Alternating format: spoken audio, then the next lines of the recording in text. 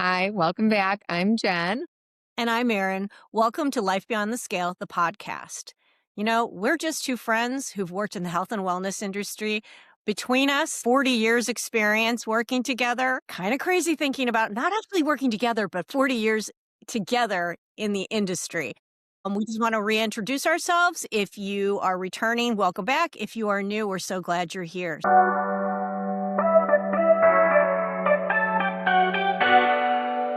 So, Jen, what are we talking about this week? Well, today, Happy New Year, first of all. Today is January 1st when this episode is getting, aired. And that comes with a lot of noise, right? The new year, new you, do more, be better, change everything.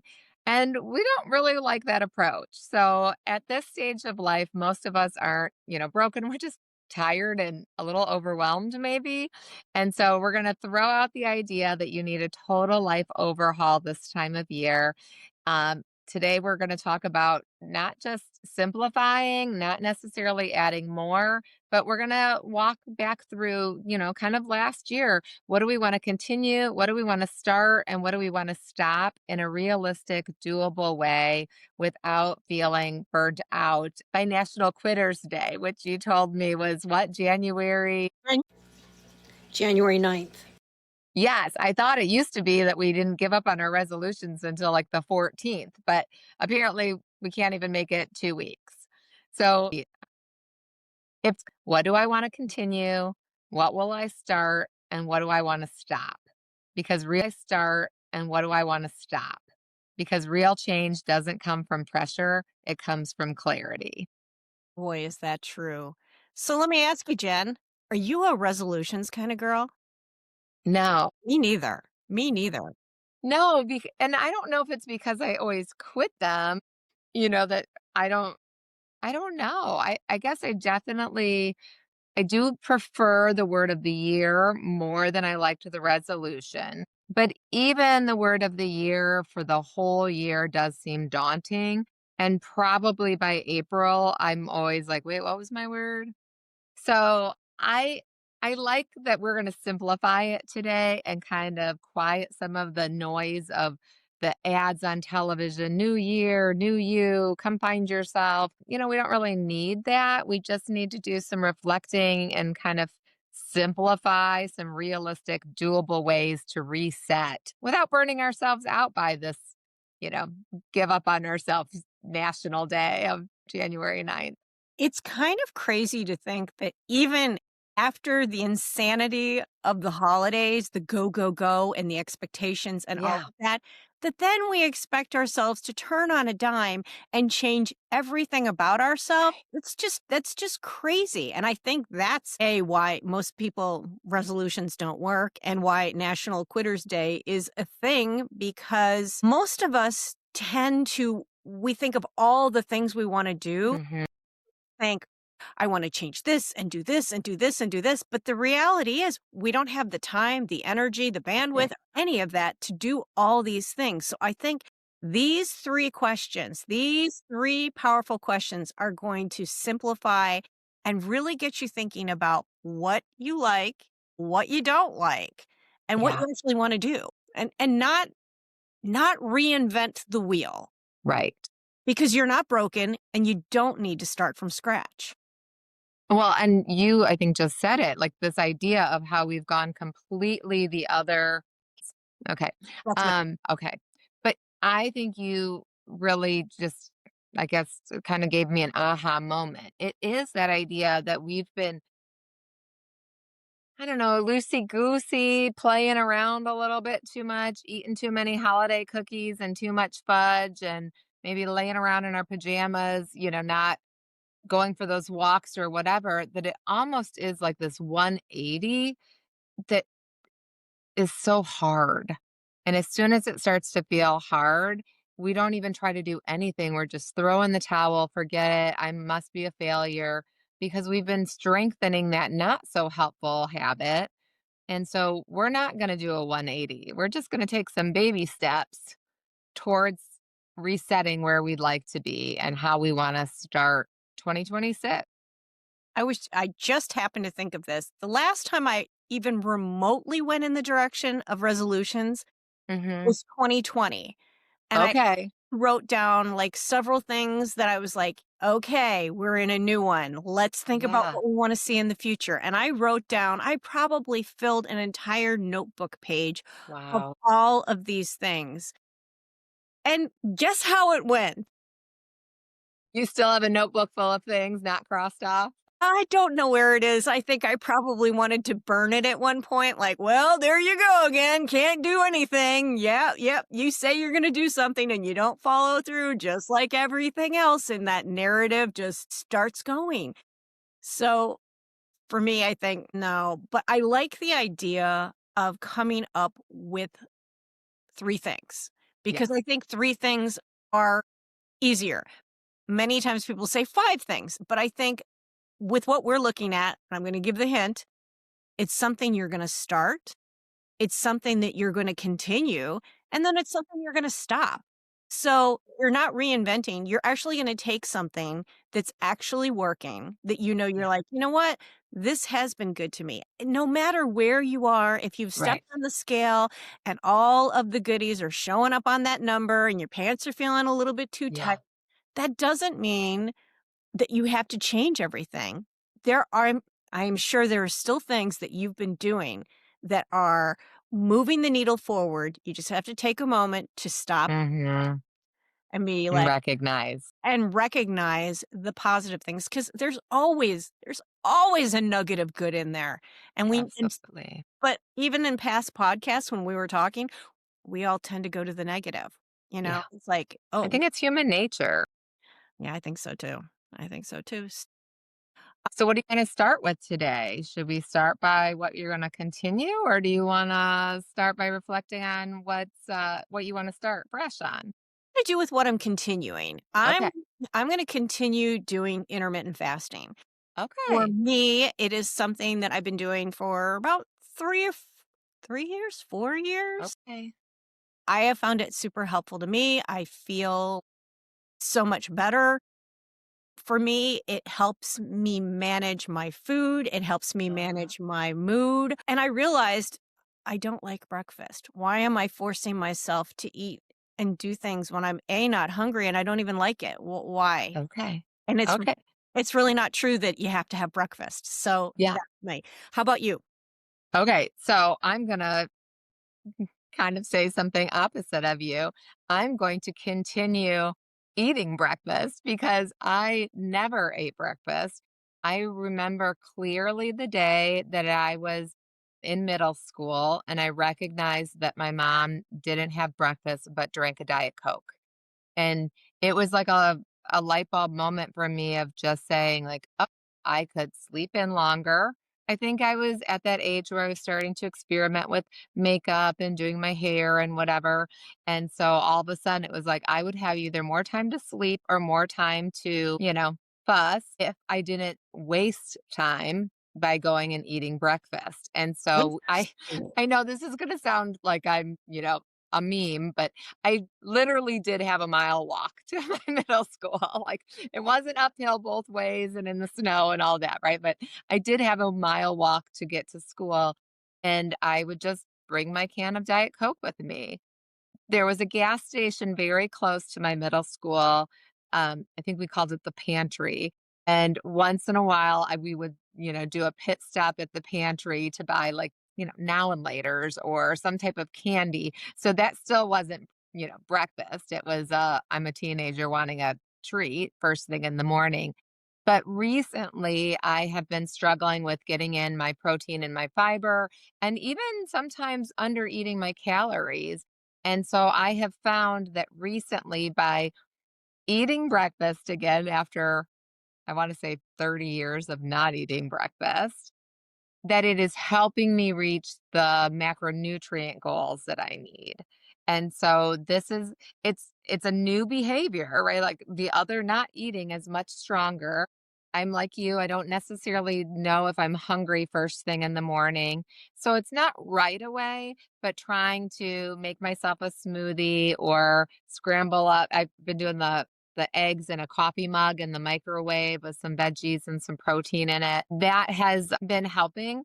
And my other one that kind of goes with it, if you don't mind me sharing too, Yeah. is having a glass of water before any caffeine. Like first thing in the morning, I'm drowning a glass of water while I'm doing the animals, while I'm doing the kids. And that has, I don't know why, but that has been a real, I don't want to call it a game changer. Like the energy level, taking away some of the brain fog. I don't know. And helping me get in my water when it's super cold outside and I might not be thinking about water. Yeah.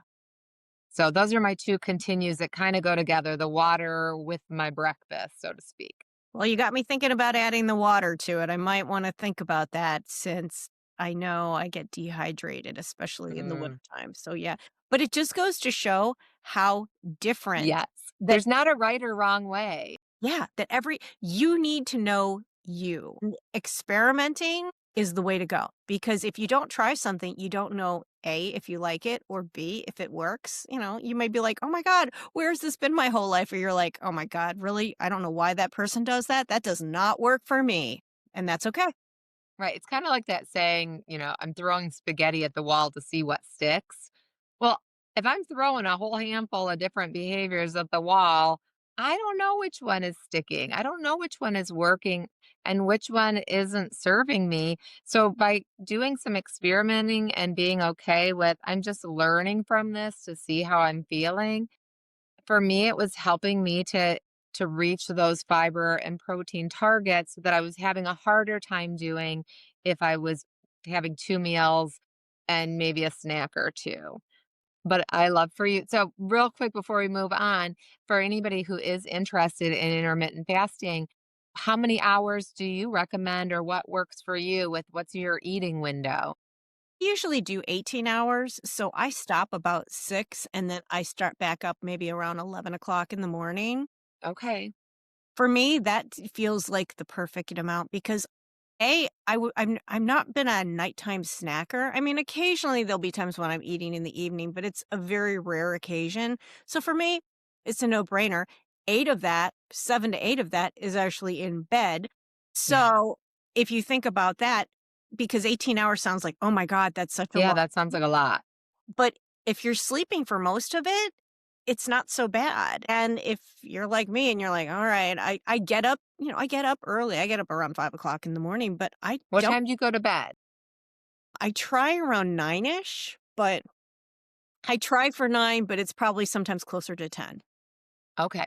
But I can see how that would be a little more difficult if maybe you don't even get off of work until 5:30 to try to say I'm going to be done eating by 6, or if you're a night owl and are up until midnight, that might be too big of a window. So again, just adjusting and starting. Did you start intermittent fasting with this 18 hours or have you like over time narrowed it down smaller? I think I was looking around 12 hours when I began, and then I Okay. just kinda was like, "Oh, I can go a little longer. I can go a little longer." That's not to say that some mornings I don't wake up and think, "Oh, man, I'm kinda hungry this morning." Sure. And then I think, "Oh, I think I'm gonna have to get breakfast this morning." And I'm like, "I'll wait till" let's say I'll wait till 9. And then I look at my watch and it's 11 o'clock, and I'm like, "Oh, okay." So it's interesting to actually experience the hunger and Yeah. feel it come and then feel it pass without any food. And somebody Mhm. said, "That's starving yourself." I'm like, No, believe me, there's plenty of reserves here. I am far from gonna be starving. It is definitely just being more mindful of my hunger level and eating. For me, Okay. 2 meal 2 meals a day, it affords me more for those other 2 meals. Mhm. So, Got it. yeah. All right, Jen, what are you going to start? This was a hard one for me to decide because I think there are a lot of things that I keep saying I'm going to do that I'm not doing. So I was thinking about you and the term that you often use of go for that low hanging fruit, like what's like almost so stupid easy that I'm going to walk into it. And right now, I think what I can say I'm going to start is I want to start stretching. One of my daughters is home from college and she stretches. My youngest daughter who's at home stretches every night. And I thought I've got these two people in my house that are currently doing it and they can kind of teach me. Maybe we can do it together. And hopefully, by the time Talia leaves to go back to New York, that I will have started a maybe a system. It might not be a routine yet, but I might be seeing it. But I just know that, I want to say partly it's age, but partly it's everything. I'm not exercising as much right now with the cold. I'm kind of being a slob and, not doing like I said last week, I'm kind of pooping out on the exercise. And so I can feel that tightness, that discomfort. I don't always sleep as well. Getting up in the morning feels a little achier. So I would like to learn how to do some stretching at least once a day. I know ideally it would be great if I did it first thing in the morning and again right before bed, but I think at least once a day, 5-10 minutes just to kind of get some of those muscles loosened up, I think would be really helpful. That. And plus, I'll hopefully have some quality time with my girls. And they'll love teaching mom something. They get Yeah, to I think so. you get to be the Yeah. that'll What be about you? What are you going to start? well, I had a member at a meeting last week w ask me, "So, Erin, how's the walking vest going?" Weighted vest. "How's that weighted Yeah. going?" I was like, "Oh, man, way to call me out." I'm like, Same, same. "Well, it's really not. It's in the dining room in the corner in a pile with a whole lot of other things that are just kind Okay. of need to be done." And so I realize I need to get walking again. Mm, Have I figured out exactly what that's gonna look like? Not really. But, to be realistic, I know that if I'm going to do it, I need to have a clear idea of the where yes. and the when and how much so that I can build it into my calendar, my schedule. Toying around with I have a membership at a community center because Okay. here in Illinois, I noticed when I was driving home that the snow has melted, so all the sidewalks are clear, so I could do that, and I do enjoy walking outside, but I realize that it's Illinois. We got months to go. It's that, you know, slippery sidewalks are still probably a reality that I need to face, so I need to have a backup plan. Hmm. Wearing it in my house, that's something. Perhaps I think I will start with the days that I do my chores before the new year. I'm going to pop that on while I'm in the house as a beginning to get myself started because we all know that if we can start very small, Right. we can build it into a much more manageable Hmm. and it becomes a habit. So Yeah. I'm going to be honest, I don't know all the details, but I'm thinking it through. So that is what I want to do because I know that if I'm walking, I just feel better. I just feel better. I sleep better. The step count has been in the pooper, as you would say. Right. Too much sitting doing this. I know I need to get up and moving. And so that's when I would like to start. Yes. Well, and you really did some really great talking it through with yourself, even though you don't have the whole system in place, just recognizing why you're not currently doing it. The cold, the slippery sidewalks, the snow. Once we know why we're not doing it, it's a little bit easier to figure out how to do it, as Yeah. well as connecting the dots with how great you feel when you are walking. If it's just something that you think sounds good or it's because you've seen, other people walking with a weighted vest on social media, but it's not your benefiting you and you haven't connected it to your journey and your story, it's easy to let it go to the wayside. And so I really feel proud of how you've talked yourself through that. Thanks, Jen. One thing I will add was I noticed when I did wear it that it caused me to sit up and stand Yeah. taller. And No, I just had to sit I know, straighter. I'm like, okay, my neck, my back. Yes. Yeah.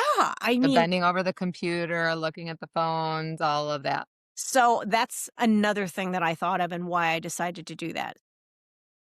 Right. And this is something that is maybe a little I don't know, controversial maybe, but my husband and I do a lot of serving at our church, a lot of volunteering. I think I'm gonna stop. I mean, not that I think there's anything wrong with that. Obviously, those are all good things. And there's nothing that I'm doing that would is wrong. I just am starting to feel like it's not serving me in the sense that it's draining the joy. And I think when you're serving others, whether it's in a spiritual capacity, a religious institution, or just, you know, taking care of the neighbor's, driveway this winter with the snow, whatever it is, serving should come from a servant heart. And right now, my heart was feeling a little like not bitter, but drained. A little like, ugh, this is the overcommitting and the over serving isn't serving me currently. And so I'm not saying I'll never do it, but I think for the next few months at least, I want to be able to say, not right now. Love that for you. And I love the fact that you recognized that it's just that you're not addressing it in a way that feels good to you. And that's the thing. And I think for many people who volunteer, that this is a common feeling that you do it for a while and then it starts to feel not the way it did in the Like beginning. a job. And so stepping away for a while, I think can be a really will give you a perspective and you Yes. may, they may be coming up with something very interesting in the new year at a later date when when you're mentally ready Yes. to be there and have a how did you put it? A servant heart? Yes. Well, and the other thing is that I know we always talk about like us being control freaks, maybe, or not realizing how much we like to be in control. But I think sometimes there's that like voice of, but I've always done it, and who will do it? And will they do it the same way I've done it? It's, I honestly could be stopping or hindering somebody else who's been wanting to step into some of these roles, but maybe haven't been able to because I've been there. And so I'm trying to, like you said, shift my perspective into I'm taking the break, the rest that I need. We're going to allow someone else to come in with a freshness that maybe I've lost over time. And maybe it will bring the joy back that was there when it first began, or open a new door of a new opportunity that maybe I haven't even been able to see or recognize because I've been so focused on what I've always done. Yeah. So, what about you? What are you going to stop? Well, this is something I need to give a little explanation to because somebody Okay. be thinking, "Oh, I could never do that." I am going to say no to sugar Mm, January 1-ish. And it's something I've done the last couple years because I find that the weeks leading up to January 1, there's just an uh, overabundance of sugar for me, and I enjoy all of it. But I find that it gets to be too much, and all I want is sugar then, and so for me, I need to do a hard stop for a short time, and I say okay. this because if I were to say to you, "I'm never having sugar again," that would last not even till the end of January 1st. I would like, the second I say I can't have something, I want it 10 times more, and because I know that for me, it's more like for the 1st week of January, I want to quit the sugar for a week and then begin to reintroduce it slowly each week Okay. to have something. But I More do like a detox. exactly. And for me, I know that sugar throughout the year is something that kind of comes and goes and up and Yeah. down, but I want to keep a closer eye on it. My mom had diabetes. Mhm. And so for me, I was on the edge of I was pre-diabetic for a while Okay. until I lost my weight. I wanna keep it that way. And so as I'm aging, I know that even you can become diabetic even Yeah. you're within a good healthy weight range. Sure. So for me, I look at that, from a cognitive standpoint, but also I just know how it makes me feel. And I know that by January 1st, I'll be like, oh my God. It's Yeah. I just need a salad. exactly. It's kind of like when you come back from a really fun vacation Right. where you've had all the great food and you're like, you literally are craving a salad. I will be craving a salad. Yeah. So Yeah. for me, I recognize that that will actually be not a hard thing to do. Maybe I Okay. should be picking something harder, but quitting sugar is challenging enough. Right. So those are my parameters and I'm doing it because I know myself. And I think that's the biggest thing is that through trial and error of cutting things out, I've learned that I can't cut everything. Like the Yeah. people who say I can't eat carbs, I'm like, well, what's the point of living if you don't have carbs? Brain needs it, Right. you're Right. The brain needs carbs. empty. Um, with sugar, my body doesn't need sugar. It just craves sugar and it's not good for me. So Okay. So are you talking then added sugar, or are you going to cut out even like the natural sugars and fruits and vegetables? good question. So when I have the craving, especially the first 24 to 48 hours, I'll be eating a fair amount of fruit. So I Okay. will be leaning into the cuties. I will have a banana. So when I feel like I have that moment of like, oh my God, I need a fix, I will lean into the natural with fruit. Okay. Yeah. Well, and when we're setting goals, everyone just needs to again remember you are the expert of you. You know yourself best. You know that this has happened in previous years. You've been able to handle it. But sometimes when we decide that we are going to stop doing something, it's all we can think about because it's turned into this deprivation. And so having this backup plan almost to say, when the cravings come, like we're not gonna believe that you're not gonna be craving it. Like, obviously, there's sugar hiding in so many of our foods that if the craving begins or the habit of eating sugar is there, you've already know what you're gonna turn to. But when we start to deprive ourselves or not give ourselves permission, to say, like, I'm not gonna eat after 6 o'clock, I'm sure that even when you started intermittent fasting, there were probably days that you were looking at the clock trying to shove everything in your mouth till 5:59. But you also probably needed to learn what you were going to do at 6 o'clock if you were still hungry. And so focusing on that action of what I will do, not just all the you're not allowed to do this, because that's not really what you're saying. No. And it's not saying I can't have it. I can have it. I But just, for right now, I'm choosing not short, to. it's a short window. For me, it's a very short window, which gives me a feeling of control, Mm, knowing that it's available. And I have learned from myself that when I plan for things, special yes. foods going out, I enjoy them far more than if I just fall into them by accident or I just eat them out of because I'm filling a void of a feeling. And so for me, I feel quite confident. Stay tuned. Yeah, I'll show you. You guys will see me and be like, all right, is she like shaking over there? Is she going through withdrawal? We'll see. maybe, right? Maybe because it can be feeling very addictive. With any goal setting, and we're hoping today that we're starting really small with these resets almost, or acknowledging what's working, what's not working, what I'd like to continue, but also to go a little deeper into deciding, do I need to not only decide it, but do I have to write it down? Do I need to speak it to someone? Do I need accountability? Should I be like, do you need to check in with me and be like, one day down of no sugar, right? Like, go for it. I'll celebrate and support you. The same with maybe you having to reach out to be like, did you say no yet? Have you let somebody know they need to find a new volunteer?